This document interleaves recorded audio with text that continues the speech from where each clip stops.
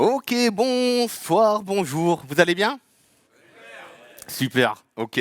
Ça me fait super plaisir d'être là. C'est toujours un honneur et un grand plaisir d'être à Devox. J'espère que vous avez passé une bonne première journée ou une deuxième journée si vous étiez là hier pour les deep dives et les hands-on. On va passer les 30 prochaines minutes ensemble à découvrir comment créer une extension pour VS Code. Donc si vous êtes là, j'imagine que vous savez ce que c'est VS Code. C'est un IDE. Et comme tout IDE, on peut étendre ses fonctionnalités grâce à des extensions. Dans IntelliJ, dans Eclipse, on appelle ça des plugins. Dans VS Code, on appelle ça une extension. Okay, et l'idée de ce talk m'est venue en fait pour un use case personnel. En fait, la boîte où je travaille, il n'y avait pas de... C'est des services managés. Et il n'y avait pas d'extension VS Code. Et je me suis dit, oh, ce serait quand même sympa d'en avoir une. Ça ne doit pas être bien compliqué à créer. Donc j'ai commencé à la créer. Et j'ai trouvé ça super satisfaisant à faire. Et je me suis dit, du coup, je vais en parler à Devox. Et voilà, du coup, je suis là devant vous. J'ai qu'un seul slide, c'est celui-ci. J'en profite pour me présenter. Je m'appelle Sébastien Blanc, je suis développeur advocate à Ivan. Et à partir de maintenant, on passe en mode live coding total. Hop. Alors, on va créer une nouvelle extension VS Code. Qu'est-ce qu'on peut utiliser pour scaffolder le projet? Alors pour ça, on utilise un projet très connu qui s'appelle Yeoman avec sa ligne de commande Yo. OK. Et Yo, il vient avec des générateurs. Et il y a un générateur pour VS Code qui s'appelle YoCode. Donc je dis YoCode. Et là, il me dit, qu'est-ce que tu veux faire? Je veux faire une nouvelle extension. Je pourrais la faire en JavaScript, mais on va la faire en TypeScript. C'est un petit défi pour moi, hein, je suis développeur Java. Ça devrait le faire, je me suis un petit peu entraîné. Et je lui dis, c'est quoi le nom de votre extension? Du coup, on va l'appeler Devox Live. OK. L'identifiant Devox Live, ça va me très bien. Description, an extension live coded. Voilà, ça me semble pas mal comme description, non? Est-ce que je veux un repo Git? Oui, pourquoi pas. Est-ce que je veux du Webpack? Je ne sais même pas ce que c'est, ça. Hop. Et je veux un packet manager. Du coup, on peut faire du NPM, que je connais, Yarn, et PNPM, je ne sais même pas ce que c'est. Mais on va aller pour NPM. Paf. Donc là, il me fait un NPM install, et il me crée ici, vous pouvez déjà voir, il m'a créé le squelette de mon extension. Et une fois qu'il aura fini de faire le npm install, qui devrait être maintenant, il me dit, est-ce que tu veux ouvrir le projet avec code? Parce que pour développer mon extension VS Code, je vais utiliser VS Code, bien sûr. Donc je lui dis, oui, bien sûr, why not? Hop, ça m'ouvre un VS Code. Et à partir de là, vous pouvez voir une structure assez classique. Hein. J'ai mes sources. Il m'a créé un petit fichier, la extension .ts, et avec cette fonction activate, qui est le point d'entrée de mon extension. Quand mon extension sera activée dans mon IDE, c'est cette fonction-là qui sera appelée. Okay, là, on a un beau console log. Et il m'a aussi créé déjà une commande. Alors, je vais vous expliquer ce que c'est une commande dans quelques instants. Mais pour que je puisse rapidement démarrer, et bien sûr, il m'a fait une commande Hello World. Ensuite, on a le package.json qui est très important parce que, outre le fait qu'on peut définir tous ces scripts, toutes ces dépendances, il y a cette partie-là qui est très très importante, le contributes. C'est en fait le manifeste de mon extension. Tous les composants, toutes les commandes que je vais définir, je vais les définir ici. Et ce sera bien sûr associé avec du code. OK ? On va y toucher dans quelques instants. Mais pour l'instant, vu qu'il m'a créé une commande, et qui est définie ici d'ailleurs, on va tester, on va voir ce que ça donne. Donc je vais dans Run et je fais Start Debugging. VS Code, c'est une extension. Et du coup, qu'est-ce qu'il fait? Il m'ouvre un autre VS Code avec l'extension dedans. Okay, donc là, je vais juste organiser mes fenêtres. On va se mettre ça en grand, comme ça je ne me rends pas trop fou. Je vais mettre lui en grand. Et je vais juste réorganiser comme ça. Voilà, comme ça on est parfait. Là, c'est mon... Tac. Donc là, c'est mon VS Code avec l'extension de charger. Et si j'appelle ma commande, donc une commande, je l'appelle avec ma palette, je fais Hello World. J'ai Hello World from Devox Live. Waouh! Impressionnant. Et bien sûr, j'ai démarré en mode debug, c'est-à-dire que si là je mets un petit point d'arrêt, et que je rappelle ma commande, je m'arrête dans le point d'arrêt, donc je peux débugger comme je veux. Très bien, donc ça c'est pas mal. C'est pas très excitant, hein. On va commencer à changer un petit peu cette commande-là. Et en fait, ça va me donner l'opportunité de vous parler de la configuration. Parce que dans toute extension, vous aurez sûrement de la configuration que vous allez mettre à disposition de l'utilisateur. Un cas classique, c'est mon extension fait un appel remote qui est protégé et j'ai besoin d'un token. Au lieu de retaper le token à chaque fois avec une commande, par exemple, je vais stocker ça dans de la configuration. Et là, ce qu'on va faire, on va se configurer le hello. Hein, on va rendre ça configurable. L'intérêt est limité, mais au moins ça vous montre comment on peut faire de la configuration. Et c'est là qu'on va commencer à changer notre package.json. Je vais contribuer. En fait, VS Code, il y a des points de contribution. Vous voyez ça un peu comme des SPI en Java. Il y a des points de contribution pour la configuration, pour les views, pour les commandes. Et en fait, je vais contribuer et là, je vais lui dire. Alors, est-ce que ça va la police? Ouais? Ou je grandis parce que même moi, j'ai des yeux un peu pourris. Alors, on va dire j'ai envie de contribuer à la configuration. Ok, je contribue à la configuration et je vais me mettre un titre. Du coup, on l'appelait Devoxx Live. Et là, je peux commencer à insérer mes blocs de configuration, mes keys de configuration. Et on va dire greetings, par exemple. Et on va dire que cette propriété de configuration, elle est de type string. Vous voyez, j'ai de la complétion et tout. J'ai une description. Description your greeting. Je suis désolé, c'est un peu pourri, mais hop. Et super utile, on a un default. Okay, si on ne fournit pas de configuration, on peut fournir un default. Et là, on va dire que ce sera bonjour. Voilà, c'est tout ce que j'ai à faire pour le manifeste ici. On va changer un petit peu le code. Et au lieu de faire ici, du coup, c'est un peu gros là quand même. Hop, voilà. On va lui dire, au lieu d'écrire ça, vous voyez ici, j'ai l'objet VS Code. C'est comme ça que je peux accéder à toutes les API, toutes les classes de VS Code. Je vais dire, récupère-moi le workspace. Dans le workspace, récupère-moi la configuration. Hop, et récupère-moi la clé qui s'appelle greetings. Hein, je crois que je l'ai appelée. Oui. Et après, je fais... je ne l'ai pas appelé comme ça? Si. OK. C'était pour savoir si vous étiez attentif. Hop, je rafraîchis mon extension. Je viens ici, je reteste, et le Word, bonjour DevoxFR, ça veut dire qu'il prend en compte mon default. Et si je vais dans mes settings, et que je cherche Devoxx, sûrement, hop, là j'ai mon greeting qui apparaît, je peux dire hola, petit hommage à Roquacio. Et on a hola DevoxFR. OK, donc comme ça, je peux faire de la config. Je regarde un peu le temps. Ouais, je suis pas mal. Alors, c'est pas mal, mais on va faire un truc un poil plus sérieux. En fait, pas trop. Moi, j'aime bien les blagues. Quand je code, j'aime bien me détendre un peu avec une blague. Genre une blague de Chuck Norris. Et après, ça me permet de refocus et je code à fond. Donc moi, j'aimerais bien avoir une petite commande là, hop, qui me pop une petite blague de Chuck Norris. On va se faire ça. Allez. Du coup, je vais faire un petit NPM pour avoir Axios. Axios, ça me permet de faire des appels get facilement. Et on va se coder ça. Ça devrait aller assez rapidement. Hop, je fais un petit import Axios from Axios. Voilà. Non, point virgule. Hop, point virgule. Et ici, en fait, je vais lui dire, quand tu appelles cette commande, Axios, je vais faire un get, donc un HTTP get. Sur quoi? Sur l'API de Chuck Norris, parce qu'il existe une API de Chuck Norris. Je vous le jure. Alors là, j'ai juste un petit raccourci parce que j'ai la flemme de le taper à chaque fois. Donc, mais ça, c'est une vraie API, hein, api.chucknorris.io. Qu'est-ce que ça me retourne, ça? Ça me retourne une promise et quand je la resolve, ça me donne une response. Et dans la response, là, dans le resolve, je fais VS Code. .windows, show information message, ma réponse, .data, .value. OK, relativement simple. Je mets un petit point virgule ici. Je supprime cette ligne. Je sauvegarde, je rafraîchis. Ah oui, je change un truc, pardon, dans le package, parce que ma commande, c'est plus vraiment hello world, c'est des blagues maintenant. Donc on va l'appeler joke. Joke, voilà, je rafraîchis.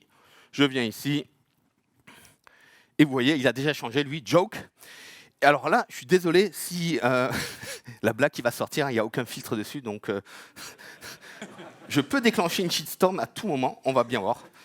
Joke, light travels, et parfois c'est pas drôle du tout. Alors, light travels per second to run away from Chuck Norris. Moi. On tente une autre. Chuck Norris once screamed bloody murder in sign language for the hearing impaired. Ok, bon. Du coup, c'est bien les blagues de Chuck Norris, mais parfois j'en ai un petit peu marre. Moi, ce que j'aime bien aussi, c'est les blagues de dev, les blagues de développeurs. Et j'aimerais bien pouvoir avoir le choix, quand j'appelle ma commande, si je veux avoir une blague de Chuck Norris ou une blague de dev. Okay, je vais avoir un quick pick, on appelle ça. C'est un peu comme quand je démarre un nouveau projet Quarkus. Là, j'ai un quick pick, j'ai le choix entre Maven et Gradle. Deux types de blagues aussi. Non, je rigole. Du coup, on va se faire ça, on va se faire un quick pick où on peut avoir des blagues de dev ou bien des vrais, ou bien une blague de Chuck. Je nettoie ici un petit peu mon code. Et comment je peux faire mon quick pick? Ben, c'est relativement facile. Je fais vscode.windows. Et là, je devrais avoir show quick pick. OK. J'agrandis un tout petit peu. Qu'est-ce que ça prend en paramètres? Ben, ça prend un array des différents choix possibles. Donc, je veux soit une blague de Chuck, soit une blague de dev. OK. Et après, ça prend un placeholder ici pour dire your joke type. OK.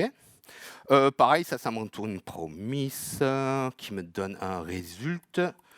Et quand je le résolve, je peux taper mon petit code ici. Hop, je mets le point virgule avant que j'oublie. Et là, je lui dis, ben, si le résultat est égal à Chuck, ben, je pars du principe que tu veux une blague de Chuck Norris. Okay, donc je peux reprendre ce petit bout de code là. Je le colle ici. Tac, tac, tac. Voilà, tu me fais une petite blague de Chuck Norris. Sinon, vu qu'il n'y a que deux choix, j'imagine que tu veux une blague de dev. Et du coup, là, on va faire axios.get. Et là, on va appeler l'API de blague de dev parce qu'il y a une API de blague de dev. Et oui, je vous le dis. Et vous avez vu, l'URL, elle est bien horrible. Du coup, je me suis fait ça pareil. Ça me retourne, pareil, un promise que je résolve ici.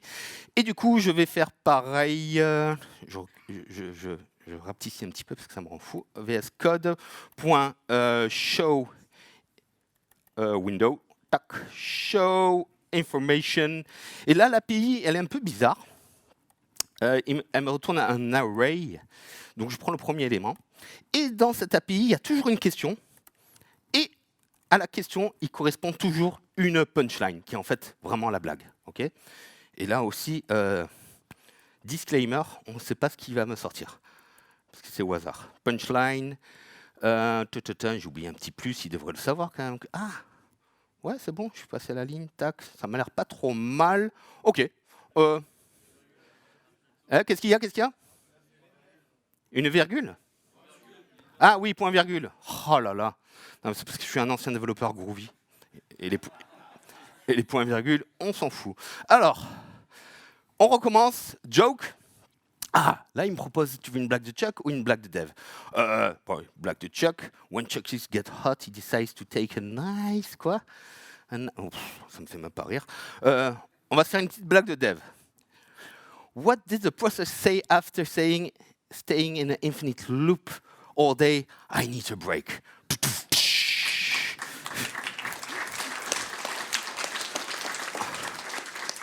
Oh, celle-là, elle est connue. Why do Java programmers wear glasses? La preuve, because they don't see sharp. Bon, bref, j'ai mon petit truc. Je suis un petit peu à la bourre, mais ça va aller. Donc ça, je vous ai montré un peu comment faire des commandes, comment les complexifier un petit peu avec la configuration, comment ajouter un quick pick, en sachant que, par exemple, si on prend ici le générateur Quarkus, là j'ai du quick pick. J'ai de l'input, ok, et on peut chaîner toutes ces commandes. Donc c'est vachement utile pour créer des commandes de création de projet ou de. Bref, si vous devez chaîner un workflow, vous pouvez les chaîner. Là, je vous ai juste fait un quick pick simple. Mais moi, ce que j'aimerais bien faire maintenant, c'est créer une vue un peu comme ici, une arborescence. Ça, c'est mon Explorer de fichiers. On a plein de plugins, genre OpenShift. Normalement, il se log. Ouais, normalement, il va se loguer là. Où j'ai une arborescence où je peux aller voir sur mon cluster tous mes workloads, etc. Imaginons que je travaille pour une boîte qui fait des services managés de bases de données. Ça tombe bien, c'est ce que je fais. Et moi, en tant que dev, voilà, j'aimerais bien pouvoir voir toutes mes bases de données managées directement dans mon IDE parce que j'en ai marre d'aller sur leur interface web, etc. Donc, je veux créer une arborescence. Comment je fais? Je vais créer une tree view, donc une vue arborescente. Et j'ai plusieurs petites étapes pour faire ça. On va se le faire tranquillos. On va se créer une première classe qu'on va appeler DB Data Tree Provider. Je ne sais pas écrire provider. .ts, parce que je fais du TypeScript, parce que je suis cool. Donc là, je m'importe VS Code et je commence à faire ma classe. Je l'appelle donc DB Data. Pourquoi j'écris tout en gros? Data Tree Provider. Et elle va implémenter une interface qui m'est fournie par VS Code qui s'appelle Tree Data. Elle est où? Data Provider. Elle est là. Je peux lui passer un petit peu générique. Je vais lui passer Database. Voilà. Et c'est ma classe. C'est ce qui va me provider ma donnée pour mon arborescence. Alors, première chose, bien sûr, je n'ai pas le type database, donc on va le créer directement. Je fais export class database. Et lui, pour sa part, il va faire plutôt un extend d'une autre classe fournie par VS Code qui s'appelle tree item, qui est donc un élément de mon arborescence. Okay, du coup, il va faire plein de trucs cool pour moi par défaut. Là, je fais un petit constructeur où je vais passer un public read only label. Ça, c'est quelque chose qui ira toujours sur mon tree item, qui est de type string. Et on va simplifier au maximum. On va dire que sur ma base de données, j'ai un host. Okay, normalement, je rajouterai le port, les credentials et tout ça, mais comme on est un peu short niveau temps, on va dire que j'ai un host qui est de type string aussi. Voilà. Et mon constructeur, j'appelle le super ici. Super avec label. Cool. Donc j'ai ma classe ici. Lui, il râle un petit peu parce que je n'ai pas implémenté toutes ces interfaces. Donc on va implémenter toutes les interfaces. Ces deux-là, j'en ai pas besoin. Pouf, pouf. Et après, ici, j'ai getTreeItem. C'est quand je clique sur un élément. En fait, dans ma démo, je ne vais pas vraiment m'en servir, mais je vais quand même l'implémenter. On va faire un return promise resolve l'élément qui m'a passé. Okay. Et ce qui est intéressant, c'est cette partie ici, c'est getChildren, c'est là que je vais récupérer vraiment mon arborescence. Donc en vrai, c'est là où je ferai un Axios get et j'appelle mon service chez Ivan pour récupérer toutes mes bases de données. Encore une fois, je suis un peu short en temps et c'est pas super intéressant à taper comme code. Donc là, ce que je vais faire, je vais créer ça en dur. Je vais créer un array de database qui est égal à non, pas du tout. C'est des crochets que je dois faire. Hop, je vais en créer une première qui s'appelle label, ça ne va pas le faire, label qui s'appelle PostgreSQL.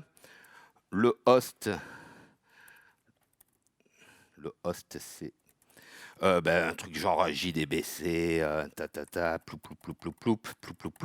ok. Et je m'en rajoute deux autres. Tac, on va se mettre un MySQL.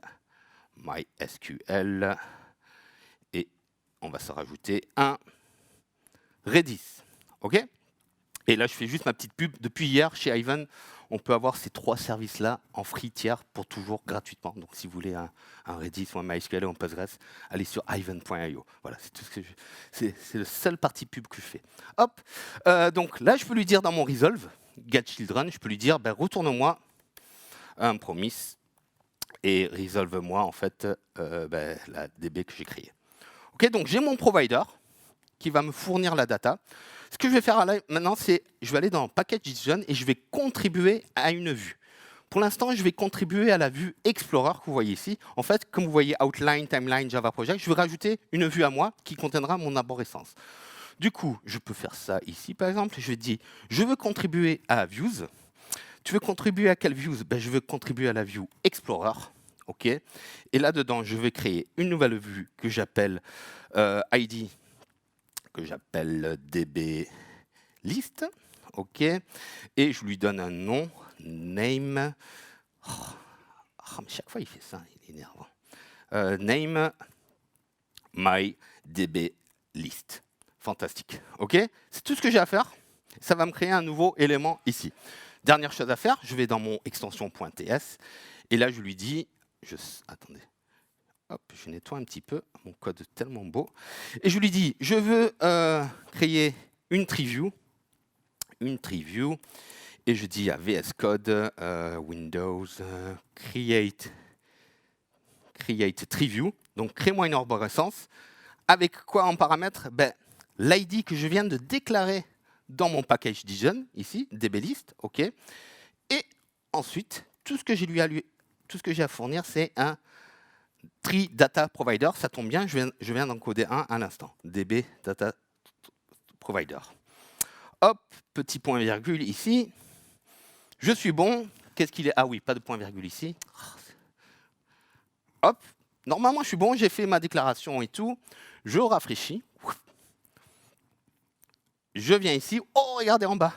MyDBList. Oh, qu'est-ce qui va se passer quand je tape dessus? Eh bien voilà, vous voyez, j'ai mon Postgres, MySQL, mon Redis. Pour l'instant, il ne se passe absolument rien, parce que j'ai rien bindé dessus. Mais ce que je voudrais, du coup, c'est quand j'appuie dessus, j'ai une autre petite fenêtre qui s'ouvre avec tous les détails, pour le coup, juste le host. Mais moi, j'aimerais bien, comme le plugin OpenShift, par exemple, j'aimerais bien avoir ma propre vue là sur le côté, parce que je vais peut-être rajouter plusieurs composants. Là, je vais en rajouter que 2. Donc, la première chose que je vais faire, c'est bouger donc cette vue, qui est pour l'instant dans l'Explorer ici, je vais essayer de la bouger dans sa propre vue. Bonne nouvelle, je peux faire ça juste en modifiant le package.json. Je n'ai pas besoin de coder pour faire ça. Pour cela, je vais faire une contribution dans un autre composant qui s'appelle les view containers, donc les containers de view. Et là, pareil, il me demande, tu veux contribuer à quelle vue? À quel container de vue? Je veux contribuer à l'activity bar, donc c'est la barre que vous voyez sur le côté. Et là, je lui dis, j'en ai un nouveau qui s'appelle ID MyDBView, un truc comme ça.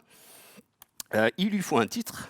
Ah non, oui, ça c'est pas terrible ce que j'ai fait. Hop, MyDB. Voilà, MyDB, ça marchera très bien. Hop, MyDB. Le titre, MyDBView. Je suis très fort dans les titres. Et chose obligatoire quand on contribue à un view container, c'est il faut un icône. Okay, sinon, ça ne marche pas. Donc, bien sûr, vous pouvez packager vous-même votre icône, hein, mais VS Code vient avec tout un catalogue d'icônes déjà prêts. Et moi, j'avais trouvé celui-là qui correspond relativement bien à ce que je veux montrer des serveurs. Okay, une petite image de serveur. Donc ça devrait le faire. Et du coup, ici, dans ma contribution View, je vais dire, je ne vais pas contribuer à Explorer, mais je vais contribuer à MyDB, la nouvelle vue que je viens de créer sur le côté. OK, on réfléchit, 6 minutes, parfait, je suis dans les temps, je pense. On rafraîchit, et normalement, quand je reviens ici, vous voyez qu'ici, ça a disparu. Mais, oh, regardez là, j'ai une toute nouvelle vue, celle que je viens de créer, MyDBView. Et quand je clique là, je retrouve ma petite liste ici.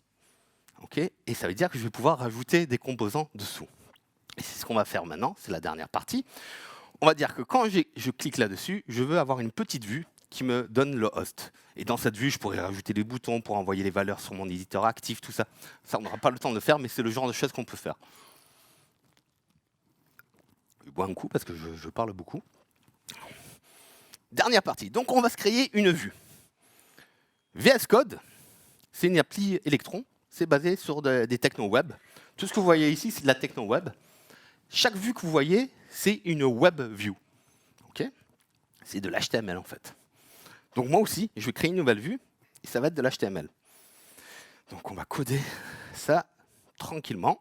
On va se faire un nouveau fichier ici que je vais appeler dbdetails.ts. Okay, pareil, j'importe VS Code. Et là, on va dire, je crée une nouvelle classe que j'appelle dbdetail qui implémente une classe qui m'est fournie là, qui s'appelle WebViewView. Une WebViewView. Oui. Non, mais ça me rassure que vous rigoliez aussi, parce que moi ça me rend fou aussi. Une WebViewView. OK. Là, il râle parce que je n'ai pas implémenté. Allez, Montre-moi le petit. Voilà. Hop, tic. J'implémente l'article. Ah, non. C'est pas ça que c'est pas ça que je voulais voir, mon petit. C'est WebView. Attends. Ah oui, oui, pardon. WebView Provider. On dirait on dirait des classes Spring. Hop. Non, il y aurait Factory Impl après. OK. 4 minutes, ça va le faire. Là, j'ai juste le Resolve View à implémenter. Et pour m'aider, je vais me faire un petit private view. Alors ça, j'avoue, hein, je l'ai chopé sur la doc. Pourquoi il fait ça? C'est une web view. Et dans mon Resolve, je vais dire 10 WebView est égal au WebView qui m'est fourni. Mais on s'en fout un petit peu de ça. Moi, je veux me créer une fonction qui s'appelle OpenDetails, ok, et qui va m'afficher les détails. Ok, et je passe une DB database, tac, tac, tac. Et là, il m'a dit, mais je connais pas. Ah si, il me l'a importé. Oh, il est beau. Là, j'ai dit, si ma vue, elle existe, ok, dans ce cas-là, ma vue, et attention, là, vous allez voir, WebViewView.html égale, et là, vous dites, il va pas faire ça. Oui, oui.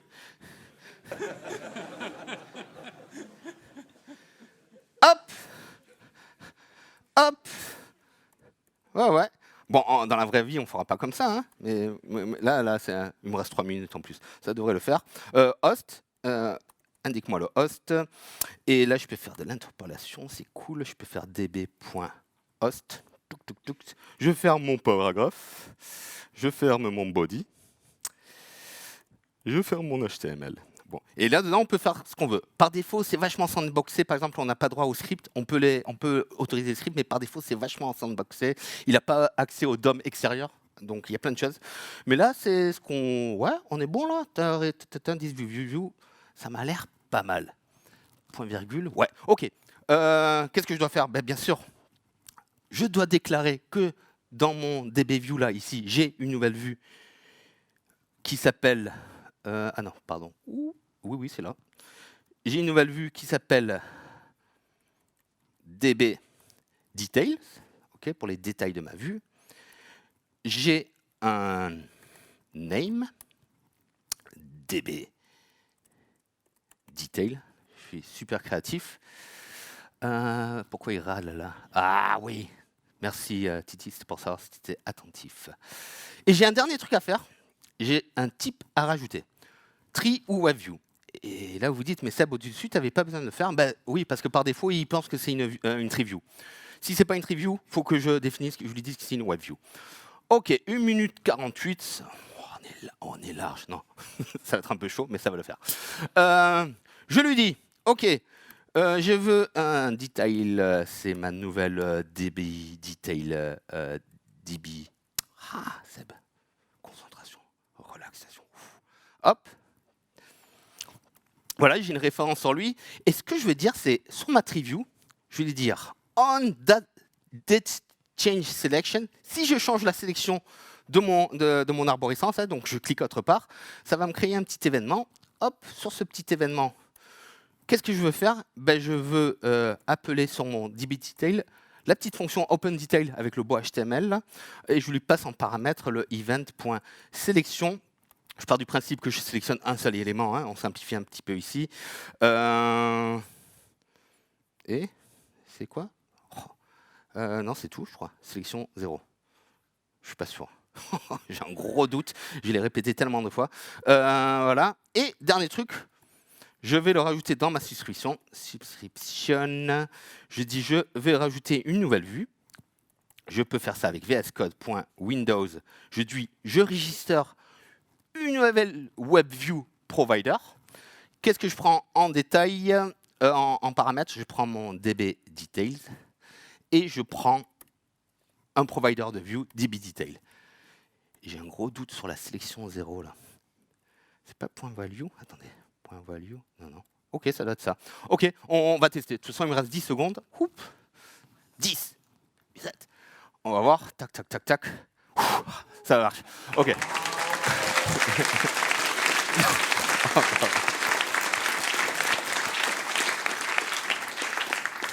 Je l'ai timé à 30. J'ai jamais répété un talk autant de fois parce que c'est du TypeScript et je connais un peu, mais ça va. Je l'avais exactement timé sur 30 secondes, sur 30 minutes, pardon. 30 secondes, c'est un autre défi. Bien sûr, là, on ferait plein d'autres choses, comme je vous ai dit, vous rajouterez des boutons et tout. Je vais pas trop prendre votre temps. J'espère que ça vous a donné un petit peu l'idée de, enfin, la philosophie et les composants principaux.